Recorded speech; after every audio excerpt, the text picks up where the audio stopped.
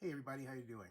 There is was a debate that occurred earlier today about something called critical race theory because apparently it's heating up in a town here in the state of Georgia, and it's become one of those subjects that divides what I call the Hatfields and the McCoys, or basically liberals and conservatives, or progressives and whatever the other side calls itself. The simple fact that there's a side is ridiculous. But what I've noticed is that wherever there are sides in subjects like this, race is at the center of the conversation, and intellect goes down the tubes. Critical race theory seeks to basically say, hey, look, there is a strain of white supremacy that guides American society, and it has for some time. And so it takes that lens and reworks history, if you will. There are those who want to teach it in school, and they're making a big noise. Under normal circumstances, I would say, good idea, all things considered. Except this. We have a major problem in the Black community where not enough of us know how or know a program, a computer program. For example, do you know HTML? I do. Do you know JavaScript? I'm moderate. Basic? Sure. Fortran Wi-Fi? Yeah. 77? Yeah. I know it's old, but look, the whole point is I have a training in how to think about using a programming language, and having used programming languages, including currently today with the network of blogs that I run, that's the heart of Zenny 62 Media Incorporated. But I digress. My point, however, is that I build my own platforms. I run them. And I code them. This in a world where people like you may be far more accustomed to writing on Facebook, which is owned by Mark Zuckerberg primarily, or Twitter, which is owned primarily by Jack Dorsey. Both are public companies, though. And I consistently say to people, particularly us, make your own platforms so that you can write your own history. But it's even bigger than that. The way the world is going,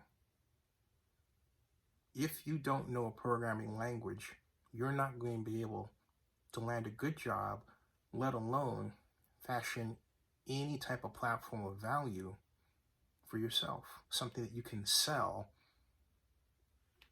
then combine with a C corporation, or sell to someone who has a C corp, who has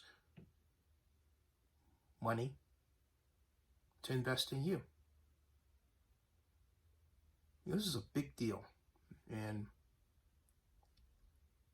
a big place where we are is we're not having these conversations to talk about what's happening to Black Americans in ways where we should be concerned and raise the flag now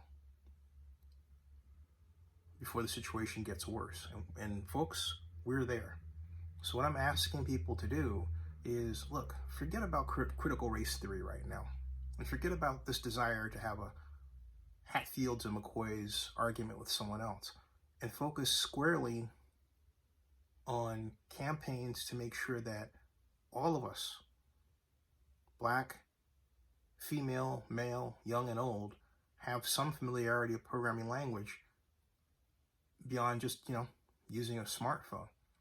Have some idea of what it means to make a platform or be a maker in the space, even if it's something to discuss. Understand what it means to mine cryptocurrency. All of these, just little steps, will make a big difference in our future. A big difference.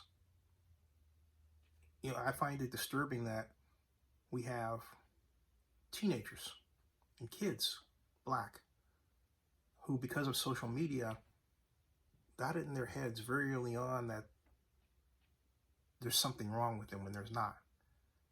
When I grew up, I had 600 books and magazines in my room. I didn't have that noise. I didn't have anyone to communicate the idea of white supremacy to me. I felt then, just as I feel now, that I'm the smartest person in the room. You should think the same way.